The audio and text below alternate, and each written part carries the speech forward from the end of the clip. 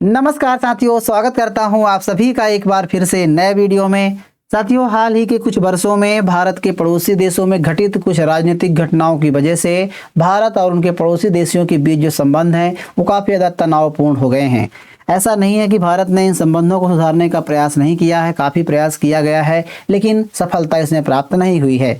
अब साथियों, भारत का पड़ोसी देशों के प्रति जो रवैया रहा है उसमें बदलाव होता हुआ दिखाई दे रहा है। हाल ही में कुछ ऐसी घटनाएं घटी हैं जिनसे संकेत मिलता है कि भारत का पड़ोसी देशों के प्रति जो पहले बड़े भाई का एक व्यवहार हुआ करता था, जो रवैया था, रुख था, वो बदल गया है और उसमें काफ़ी बड़ा संकेत देखने को मिल रहा है। हाल ही में कुछ हम घटनाओं का जिक्र करेंगे, जिनमें से पहली घटना हाल ही में घटी है, जिसमें बांग्लादेश के प्रधानमंत्री के सलाहकार भारत में एक सम्मेलन में भाग लेने के लिए आ रहे थे।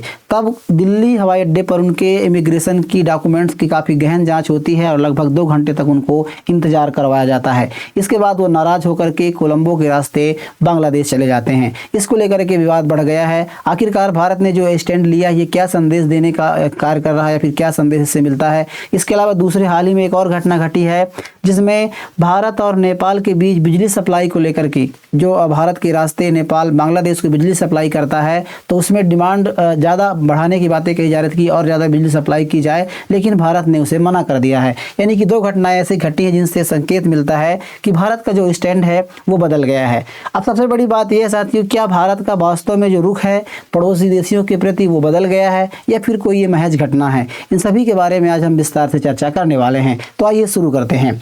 साथियों, भारत के पड़ोसी देश आप सभी देख सकते हैं। भारत के मैप में मैं आपको समझाने का प्रयास करूंगा। ये पाकिस्तान है। पाकिस्तान संबंध तो आप सभी जानते हैं, जब से पाकिस्तान का जन्म हुआ है तब से दोनों देशों के विवाद लंबित हैं और लगातार चल रहे हैं।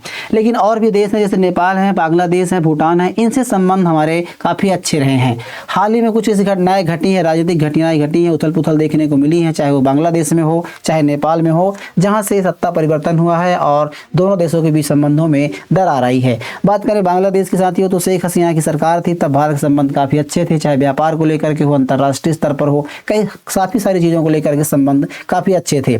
उसके बाद नेपाल में भी यही घटना रही है, नेपाल से भी संबंध अच्छे रहे हैं। वहीं श्रीलंका से भी संबंध काफ़ी अच्छे रहे हैं। हालांकि कुछ मछुआरों घटनाओं को लेकर के विवादित रहा है, लेकिन ओवरऑल संबंध अच्छे रहे हैं। लेकिन आप सभी जानते हैं, चाहे बांग्लादेश में तख्तापलट घटना हो, आंदोलन करवाना हो, उसके बाद नेपाल में जेनजी का आंदोलन हो, जिनके बाद सत्ता परिवर्तन हो गया है, ऐसे में संबंध काफ़ी ज़्यादा तनावपूर्ण बने हुए हैं।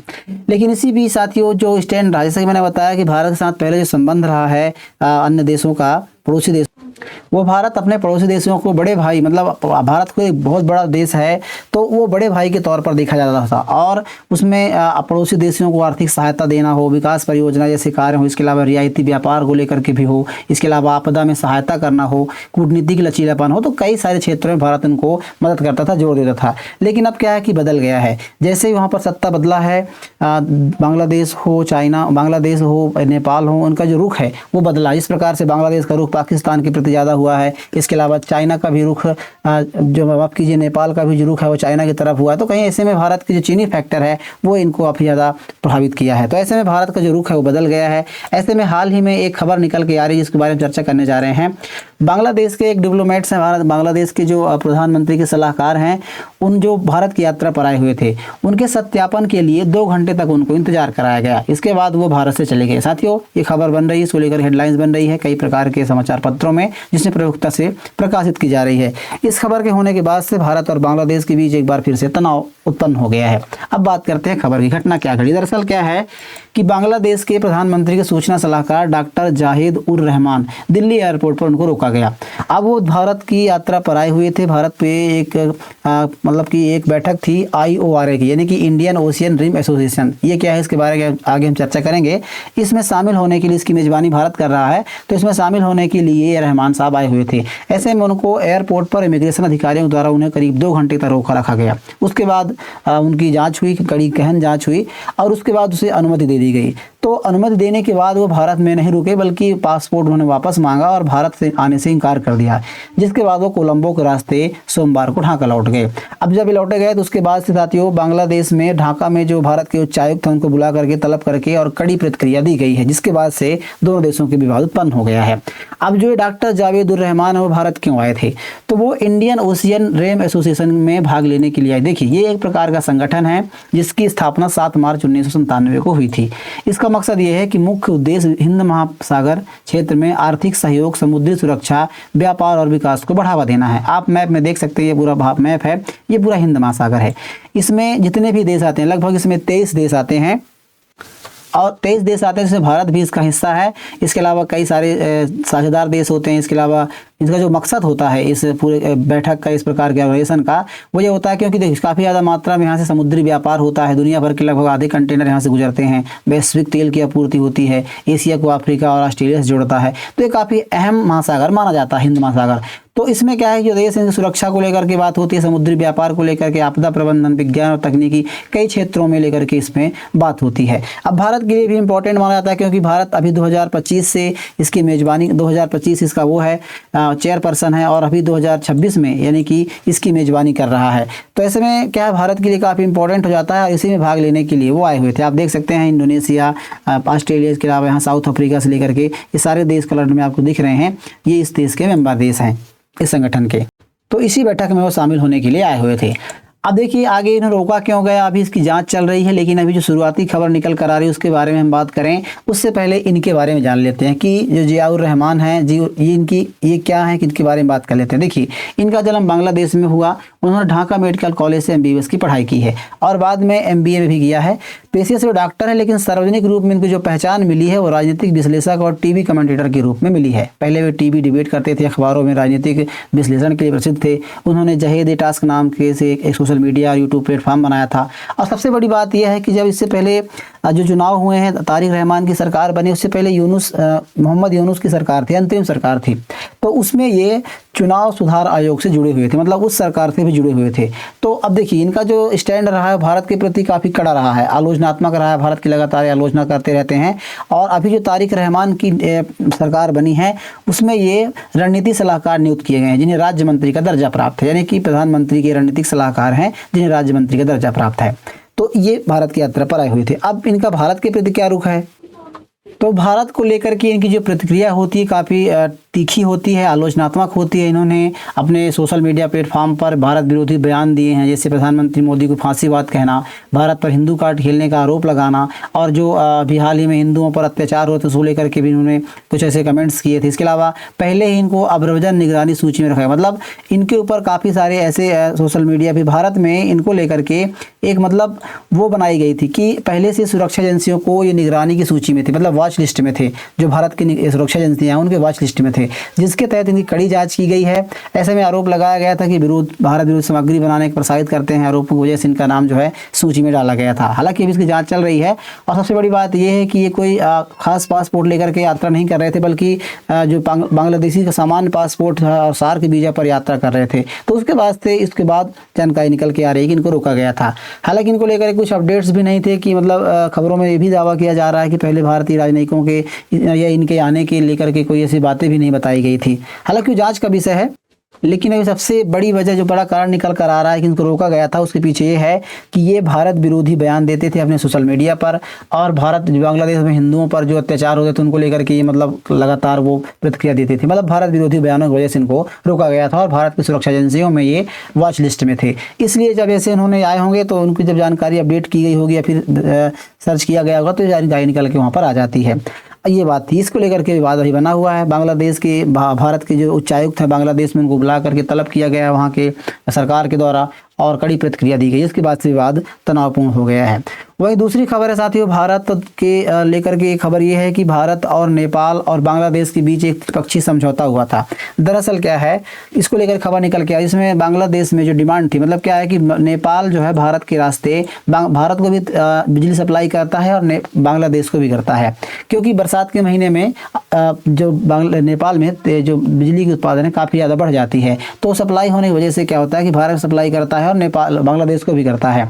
तो ऐसे में डिमांड ये थी कि जो नेपाल को पहले 40 मेगावाट बिजली सप्लाई हो रही थी, तो अब बांग्लादेश में डिमांड लगातार बढ़ रही थी, तो बांग्लादेश डिमांड की थी कि अब 60 मेगावाट बिजली सप्लाई की जाए, यानी कि 20 मेगावाट अतिरिक्त सप्लाई की जाए। लेकिन भारत ने इस पर इनकार कर दिया, मना कर दिया है। तो इसको लेकर हेडलाइंस बन रही है, आप देख सकते हैं बिजली सप्लाई को लेकर के हेडलाइंस बन रही हैं, खबरें छप रही हैं। अब बात करते हैं हकीकत के। देखिए नेपाल में दरअसल क्या है कि नेपाल एक पहाड़ी इलाका है और काफ़ी सारी नदियाँ वहाँ से निकलती हैं। ऐसे में जब पहाड़ों से पानी गिरता है तो काफ़ी तेज़ी से गिरता है, तो छोटे छोटे डैम बना करके, छोटे छोटे हाइड्रो प्रोजेक्ट बना करके नेपाल काफ़ी ज़्यादा मात्रा में बरसात के महीने में, खास करके 15 जून से लेकर के और सितंबर तक काफ़ी ज़्यादा मात्रा में बिजली उत्पादन करता है। ऐसे में भारत भी उनसे बिजली खरीदता है और बांग्लादेश को बेचता है। अब देखिए बांग्लादेश और नेपाल के बीच कोई सीधी सीमा रेखा तो है नहीं, कोई सीधा ज़मीन जुड़ाव तो है नहीं। तो ऐसे में क्या है कि जो नेपाल है वो बांग्लादेश को भारत के थ्रू इन बड़े बड़े ट्रांजिट के, आप देख सकते हैं इस प्रकार पावर ग्रिड बना करके, और भारत विद्युत सप्लाई करता है। तो तीनों देशों के बीच एक समझौता हुआ था और ये समझौता 2024 में हुआ था, जिसमें 10,000 मेगावाट बिजली खरीदने पर सहमत हुए थे। इसके बाद भारत, बांग्लादेश और नेपाल के बीच त्रिपक्षीय समझौता हुआ था, जिसमें नेपाल ने बांग्लादेश को बिजली बेचना शुरू किया था, लेकिन सीधी बिजली नहीं जा सकती है जैसे मैंने बताया। तो इसलिए भारत के जो बड़े बड़े ट्रांसमिशन लगाए जाते हैं, पावर ग्रिड बनाए जाते हैं, तो यहाँ पर बिजली सप्लाई करने की बात कही जा रही थी। अब खबर ये है कि यहाँ पर जो सप्लाई होती है उसमें 60 मेगावाट, अभी जो है 50 मेगावाट की बिजली सप्लाई यहाँ से भारत के द्वारा, मतलब नेपाल के द्वारा भारत के रास्ते बांग्लादेश को होती है। अब बांग्लादेश में डिमांड बढ़ रही थी, 60 मेगावाट बिजली मतलब सप्लाई करने की मांग की जा रही थी, लेकिन भारत ने इसको मना कर दिया है। अब इस कारण की बात, मतलब इसका क्या कारण है, भारत ने क्यों मना किया है, इसको लेकर काफ़ी ज़्यादा चर्चाएँ हो रही हैं। हालांकि भारत का कहना यह है, अभी जो ताज़ा खबर आ रही है उसमें कहना यह है कि जो पावर ग्रिड बनाए गए हैं, ये ट्रांसमिशन बनाए गए हैं, ये 40 मेगावाट बिजली सप्लाई करने के लिए कैपेबल हैं। यदि इसमें ज़्यादा लोड दिया जाएगा तो ये डिस्ट्रॉय हो जाएंगे, खत्म हो जाएंगे, ये खराब हो जाएंगे। तो इसका भी भारत को तर्क दिया गया है। हालांकि साथियों ऐसा नहीं है, इसको लेकर के काफ़ी सारी चर्चाएं हो रही हैं, कई प्रकार के कयास लगाए जा रहे हैं। अब सबसे बड़ी बात यह है कि जो भारत ने जो कदम उठाए हैं, ये दो हमने चर्चाएं की है, विश्लेषण किया है, तो इनसे ये साफ संकेत मिलता है कि भारत ने कहीं ना कहीं अपने पड़ोसियों को एक प्रेशर देने का कार्य किया है कि आप लोगों को ये पता होना चाहिए, पड़ोसियों को पता होना चाहिए, नेपाल, बांग्लादेश और भूटान, पाकिस्तानों को, कि भारत के बिना आपका कुछ भी मतलब संभव नहीं है, यानी कुछ भी आप करते हैं। क्योंकि देखिए ऐसी स्थिति इनकी है कि कुछ भी घटनाएं घटती हैं, चाहे बांग्लादेश में हो, नेपाल में हो, सीधे संबंध इनका भारत से है। कोई भी राजनीतिक घटना घटती है, आपदा आती है, तो सीधा इसका असर भारत पर पड़ता है।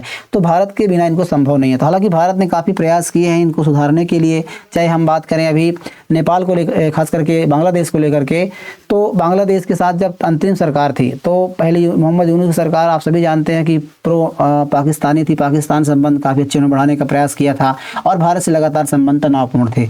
लेकिन जब तारिक रहमान आए, जब उसके बाद अंतरिम सरकार गई, उसके बाद तारिक रहमान आए, तो भारत ने इसको एक मौके की तरह लिया, अवसर की तरह लिया और अपने संबंधों को सुधारने का प्रयास किया। ऐसे में जब उनकी तारिक रहमान की माँ जो खालिदा जिया थी, उनकी जब मृत्यु हुई, तो उस समय भारत के विदेश मंत्री जयशंकर शोक सांत्वना देने के लिए वहाँ पर गए हुए थे। भारत के प्रधानमंत्री की तरफ शोक संदेश भेजा गया था और जयशंकर वहाँ पर खुद गए हुए थे, विदेश मंत्री। उसके बाद जब वो चुनाव जीत गए, चुनाव होता है, चुनाव जीत जाते हैं। हालांकि चुनाव के दौरान हिंदुओं पर काफ़ी ज़्यादा वहाँ पर घटनाएं हुई, उसके बाद तनाव और काफ़ी ज़्यादा खराब हो गया था। भारत में भी उनके उच्चायुक्त पर काफ़ी प्रदर्शन हो रहे थे और मतलब काफ़ी सारी खबरें आ रही थी, तनावपूर्ण स्थिति बनी हुई थी। लेकिन उसके बावजूद भी जब वो चुनाव जीत गए तारिक रहमान, तो भारत ने उनके मतलब कि शपथ ग्रहण समारोह में भारत के जो लोकसभा के स्पीकर ओम बिरला जी वहाँ पर गए हुए थे। मतलब एक तरह से भारत ने अपने संबंधों को लगातार सुधारने का प्रयास किया था। वहीं नेपाल की तरफ से बात करें तो नेपाल को भी काफ़ी मौके मिले सुधारने का प्रयास किया है। अभी हाल ही में सीमा ऑर्डर को लेकर के तनाव रहा है कि नेपाल ने कहा कि भारत ने भी भारत की जो कुछ ज़मीन को नेपाल ने कब्जा कर रखा है। इसके अलावा कैलाश मानसरोवर की यात्रा को लेकर के भी इन्होंने, जो काला पानी है, लिम्पुधरा है, वहाँ पर इन्होंने विवाद उत्पन्न कर दिए थे, बयान दिए जिनसे संबंध तनावपूर्ण हो गए थे। तो काफ़ी हद तक मतलब तनाव बने रहे, लेकिन भारत की तरफ से काफ़ी हद तक प्रयास किया गया है। लेकिन साथ ही सबसे बड़ी बात यह है कि जो अभी इस प्रकार के कदम उठाए जा रहे हैं, तो कहीं ना कहीं पड़ोसियों को संकेत देने का प्रयास किया गया कि भारत का जो स्टैंड है वो अब बदल गया है। मतलब इन देशों को भी पता होना चाहिए कि भारत की भी एक संप्रभुता होती है, भारत की भी कुछ मतलब वो होती है, उसी के दायरे में रह करके इन देशों को भी फैसले लेने होंगे, तभी मामला ठीक हो सकता है। अब आप इस खबर के बारे में क्या सोचते हैं? क्या ये संकेत है या फिर कोई घटना है? आप इसके बारे में जरूर बताइएगा। बहरहाल ये जानकारी कैसी लगी कमेंट बॉक्स में लिखिए। वीडियो पसंद आया तो वीडियो को लाइक जरूर कीजिएगा, साथ ही चैनल को जरूर सब्सक्राइब कर लीजिए। मिलते हैं किसी ऐसे नए इन्फॉर्मेशनल वीडियो के साथ, तब तक के लिए नमस्कार।